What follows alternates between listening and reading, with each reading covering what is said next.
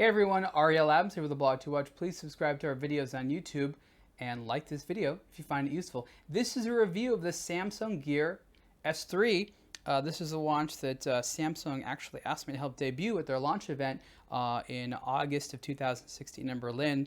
I was honored to do so because this is a really great watch, and I'm really happy that it is. So this is a smartwatch. This is sort of the latest and greatest by Samsung, and probably one of my favorite smartwatches, not the favorite smartwatch. And the reason is that it combines, in my opinion, kind of the best of both worlds. Now, what you're seeing right now is what I call the persistent always-on state of the dial.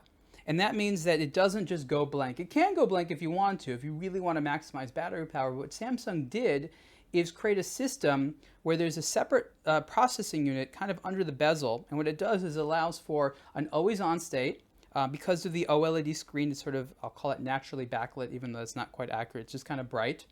It's full color, and it's animated. You can see here, right here, there's a seconds hand moving around, and of course it'll change. And so the idea is that you have a smartwatch that now doesn't have to have this sort of like empty blank screen all the time, and you have personality all the time. And I read extensively about that. You can see here, that's the on state, and it's quite bright.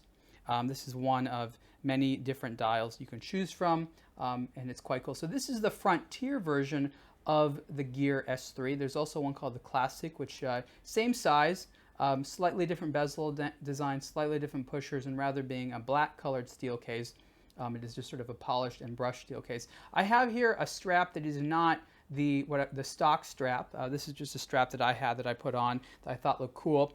What's great about this is that you have a 22 millimeter wide distance between the lugs, which means that any 22 millimeter wide strap, which is standard, you can put on here, which means it doesn't have a proprietary system.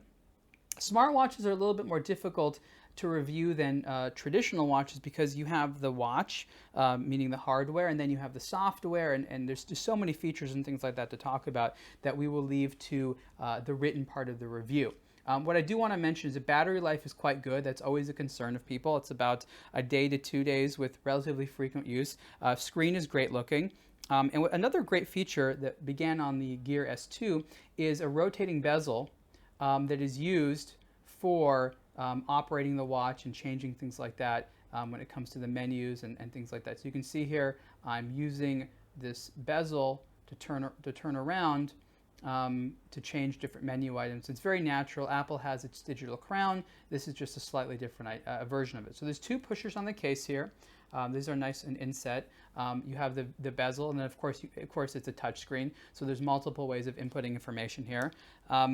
The size of the watch is larger than Samsung reports. I think that they like to report that it's 46 millimeters wide, and that is true of the bezel, but the larger case is closer to 50 millimeters wide, and it needs to be that way because there's a battery in here. And you can see that it's a thick watch, but they did a really good job with proportions. And one of the reasons they did a good job with proportions is because they hired colleague of mine, Mr. Ivan Arpa, to go ahead and make sure that this looks as good as possible. So he applied a lot of rules of traditional watchmaking and proportions to make sure that this watch looked good on the wrist despite the overall size, and I think that he did a very good job. You can see that the watch knows it's not on my wrist, so even though I have set it to have that sort of always on state, because it knows I'm not wearing it, it just wants to save battery and says he probably doesn't need that.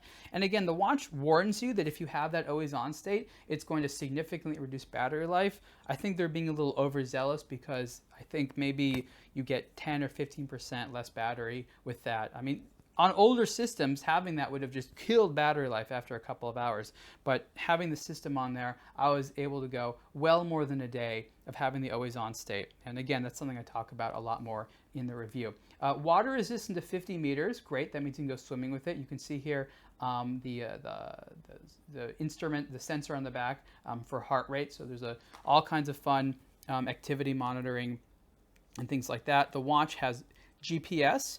There is a version of it that has LTE, I think that's available depending on the market. Of course, it has Wi-Fi, and Samsung was really, really focused on making sure that there was as much phone independence. And I actually wear this watch a lot without the phone nearby because it's able to connect to Bluetooth. And again, some of them have LTE in there, which is interesting. This has Samsung Pay, but again, depending on where you live and the bank systems and things like that, not all of the Samsung Pay features are going to be available, but there's just a ton of functionality in here. It runs a proprietary operating system called Tizen, or Tizen, I think it's Tizen, that Samsung developed over a Linux base. So this does not run Google Android Wear, even though that Samsung phones, which these work with, run a version of Android. Samsung, I believe, recently came out with an iPhone app. So depending on whether you have an Android or an Apple iPhone, it doesn't matter. You can still use this device, this watch, with your phone, which is really cool. Really like this thing. There's a lot of things to say about it, but I just wanted to show off some of the main features and how cool it looks. Let's see what other fun dials here. A lot of the dials are like for activity. You can see all these that are sort of activity dials, and they're fine, but I don't do like a ton of the activity stuff. I mean, I like to track it, but like for example, this one right here is meant where you can have a couple people and you compete. So, it's good for exercise, I guess, to make it a little competition. So you can see right there, here's a sort of different version of that. Obviously, they really intend on having a lot of people doing the activity stuff. There's some more artistic ones, more classic ones like this that are nice. And of course, you can download your own through Samsung's, I think it's the Gear App Store or whatever they call it. But you have an opportunity to download your own dials, which is great, and design your own dials, and that's something which I think is really fantastic. Most of those dials are going to suck. They really are, because it's just low quality. It's like when you download, wallpapers for your phone or ringtones and things like that. A lot of them suck. There's some gems in there. And you can see here that this is that persistent always on state. So it changes depending on the dial, and it looks really, really good. And that, again, that is my favorite part of this. It's a smartwatch, which wears and feels a lot like a traditional watch. And that's probably the best thing I can say about it. Price is about $350. At some places $400. That really depends. And you can see the full review of the Samsung Gear S3 on aBlogtoWatch soon. Thanks.